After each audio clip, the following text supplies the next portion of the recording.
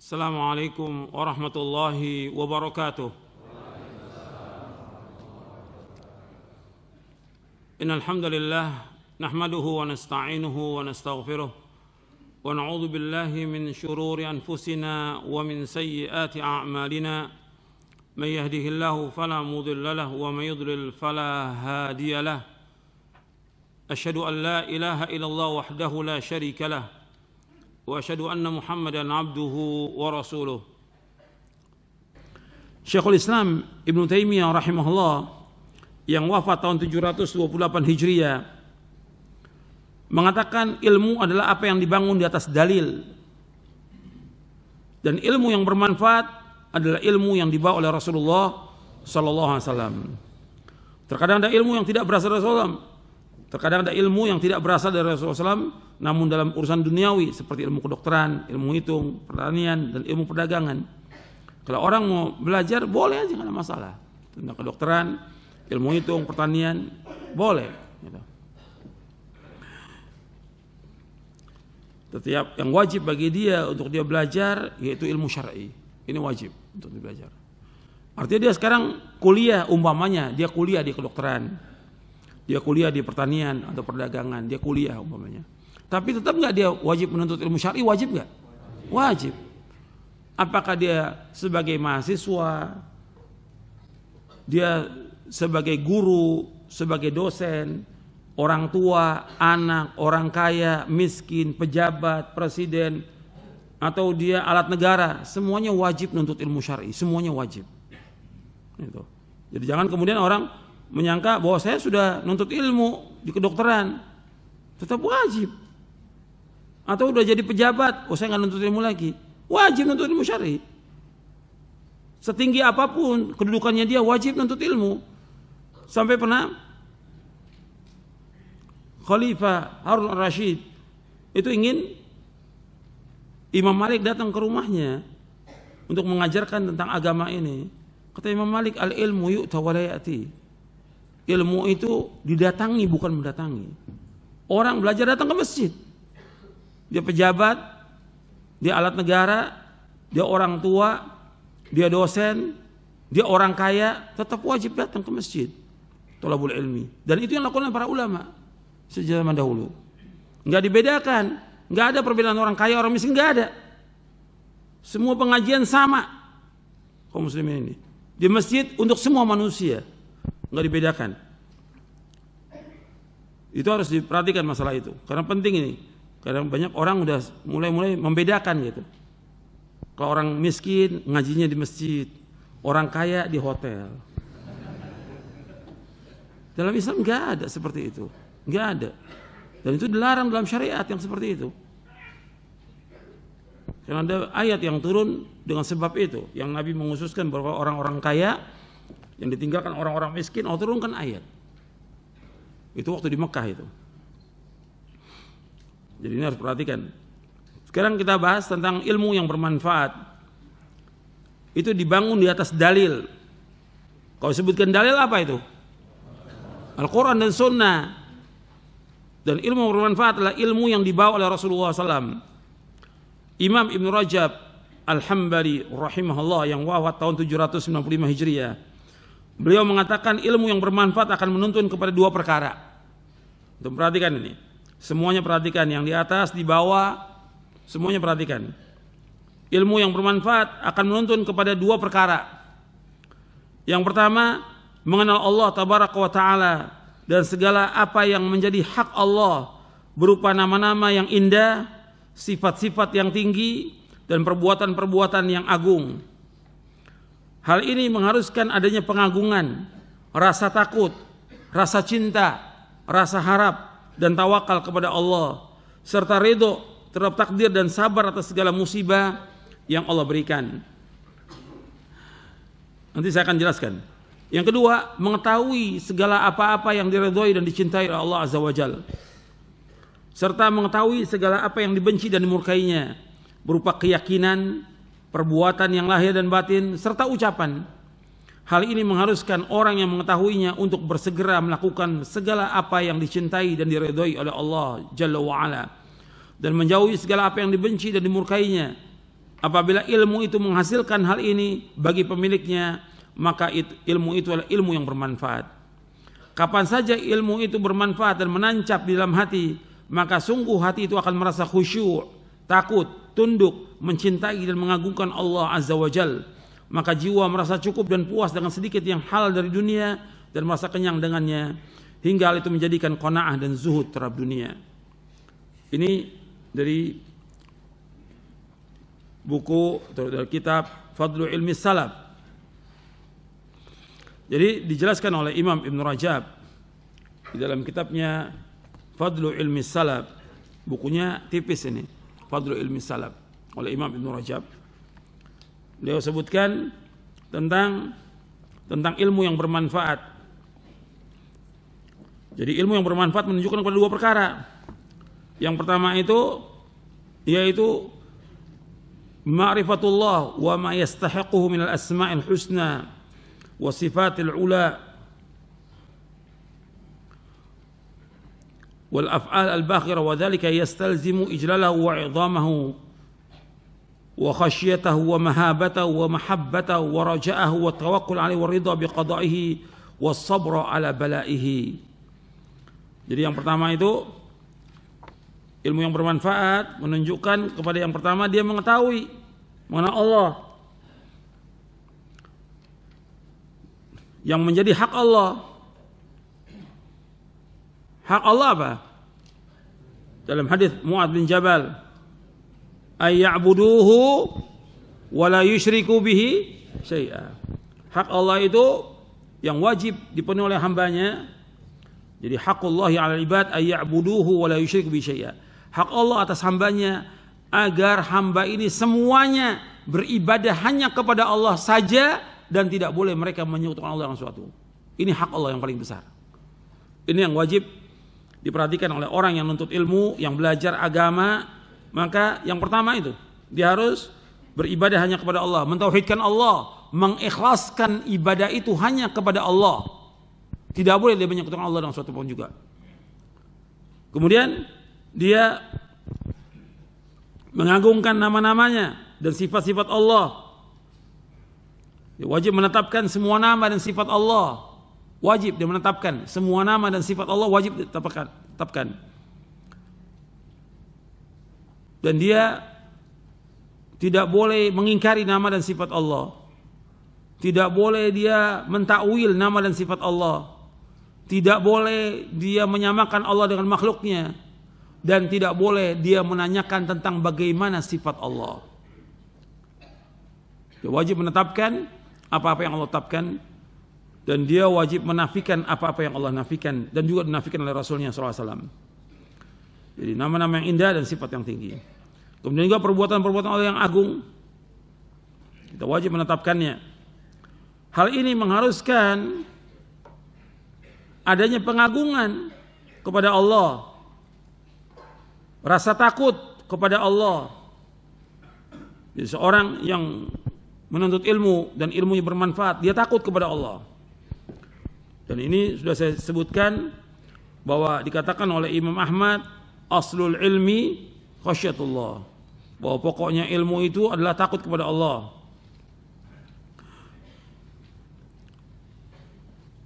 Ini juga disebutkan di sini di buku ini, di Fadlu Ilmi Salaf oleh Ibn Rajab, tentang perkataan Imam Ahmad.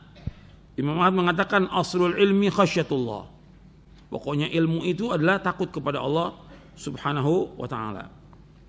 Jadi talibul ilm yang belajar itu, semakin dia belajar semakin takut dia kepada Allah, semakin takut dia melanggar, semakin takut dia kepada dosa-dosa dan maksiat, takut dia.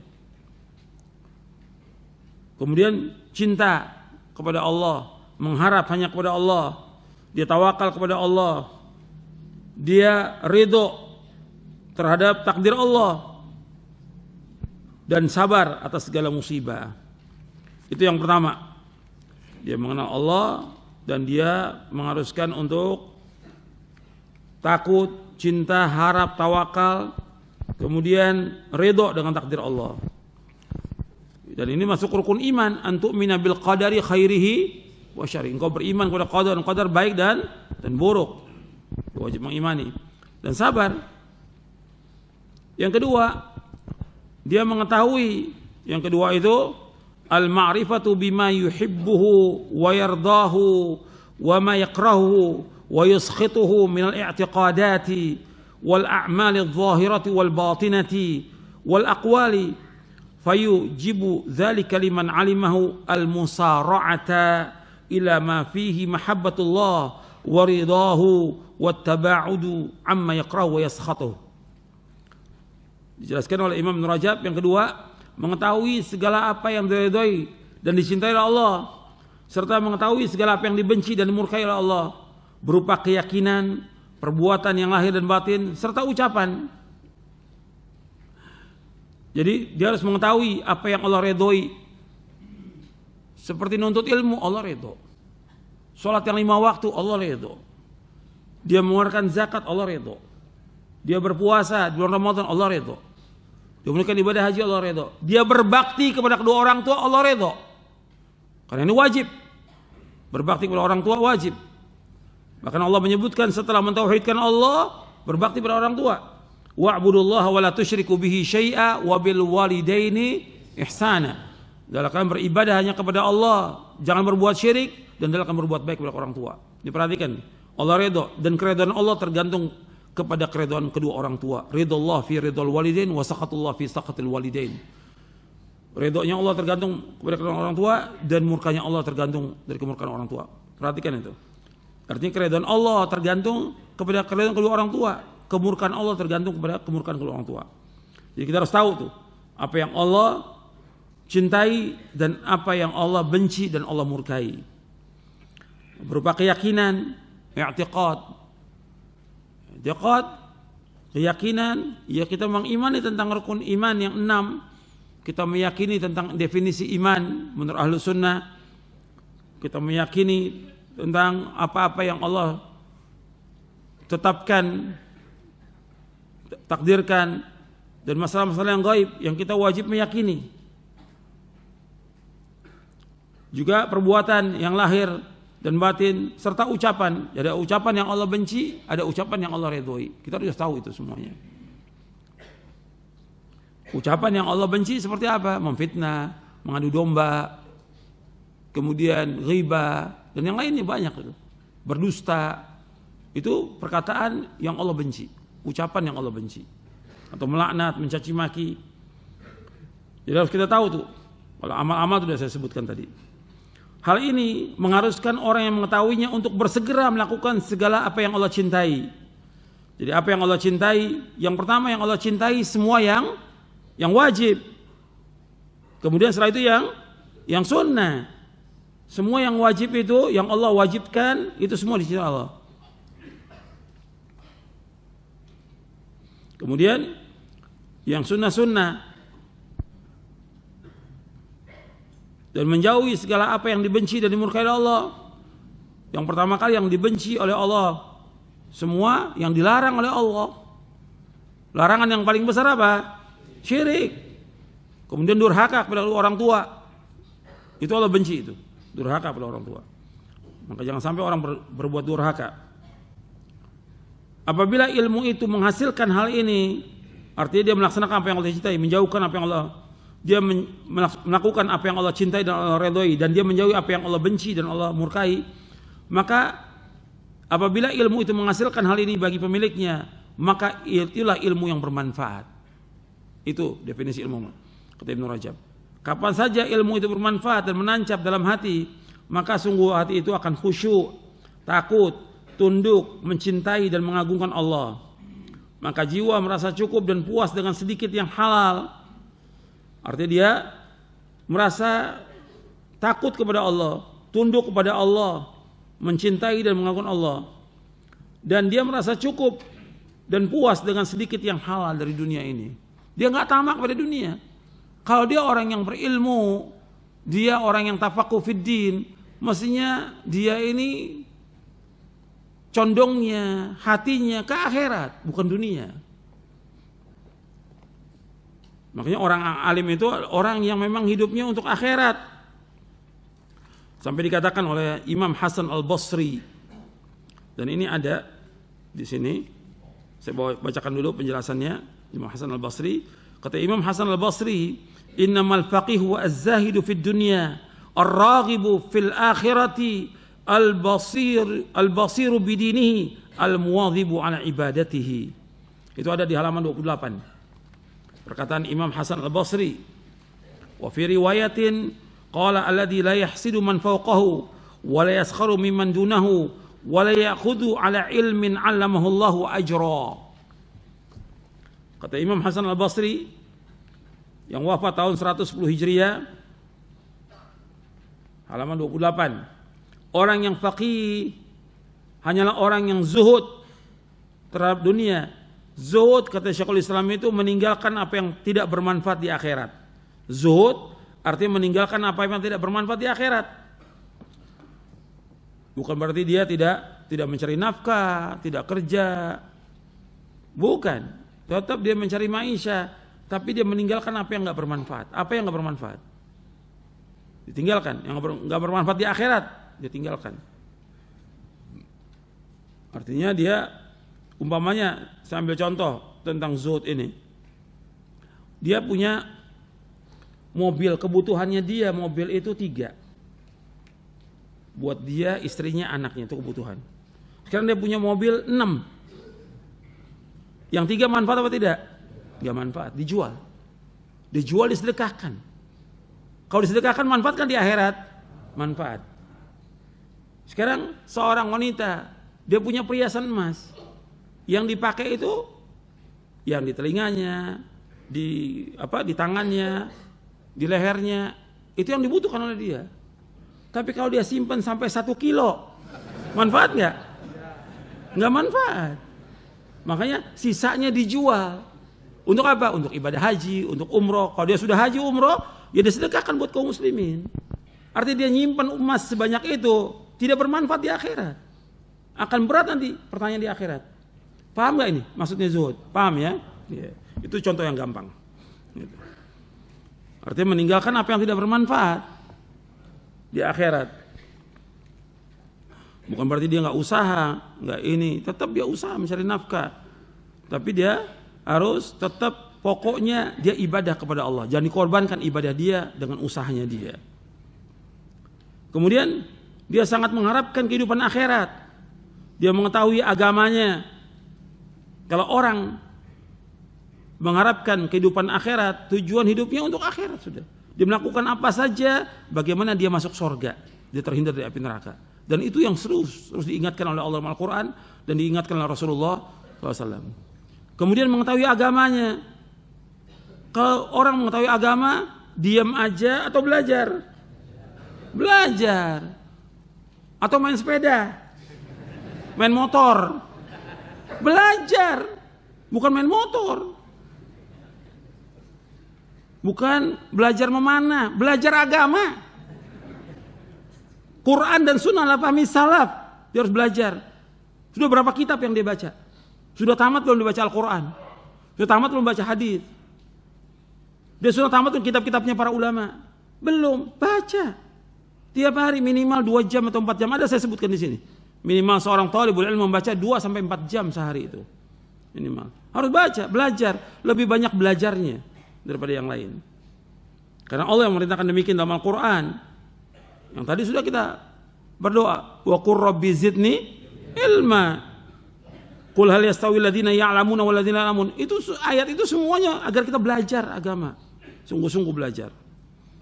Dan rajin dalam ibadah kepada Allah, bukan malas. Rajin ibadah.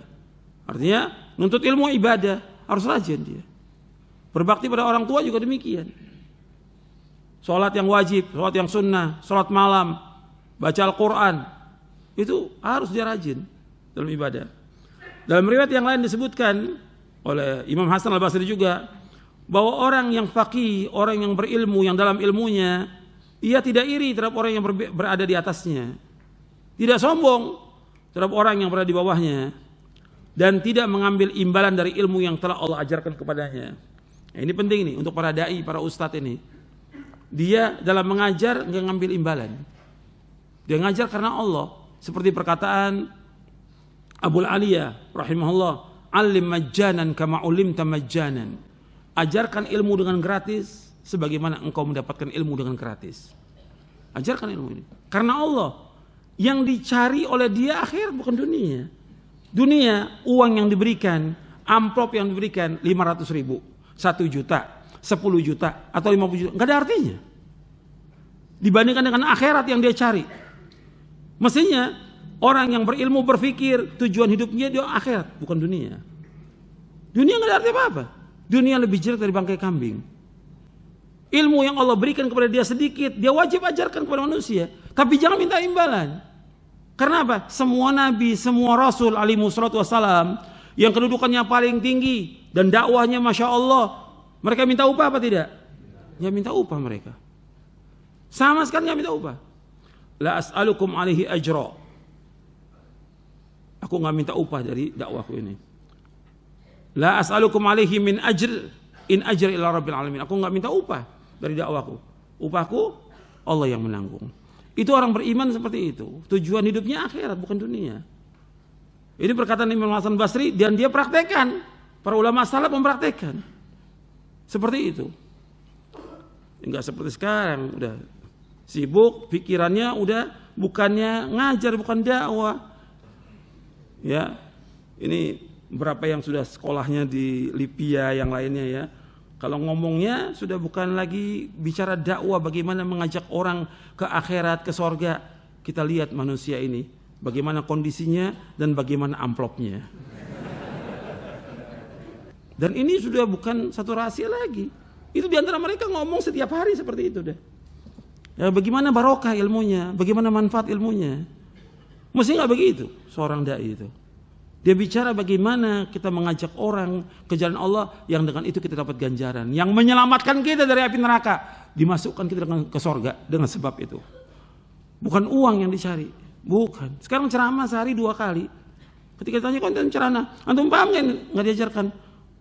Yang ditanya lain, yang dijawab lain. Kan anak saya sudah 5. Apa urusannya nih? Yang ditanya antum paham apa yang diajarkan? Jawabnya anak saya sudah 5. Berarti yang dicari apa di situ? Yang dicari apa? Uang untuk kebutuhan anaknya. Apa enggak ada maisha? Ribuan maisha yang halal yang harus dicari. Mestinya begitu. Seorang yang belajar agama ini. Ya sampai di sini dulu penjelasan yang berkaitan dengan ilmu yang bermanfaat. Wassallallahu Nabi Muhammadin sallallahu alaihi wa ala alihi wasallam.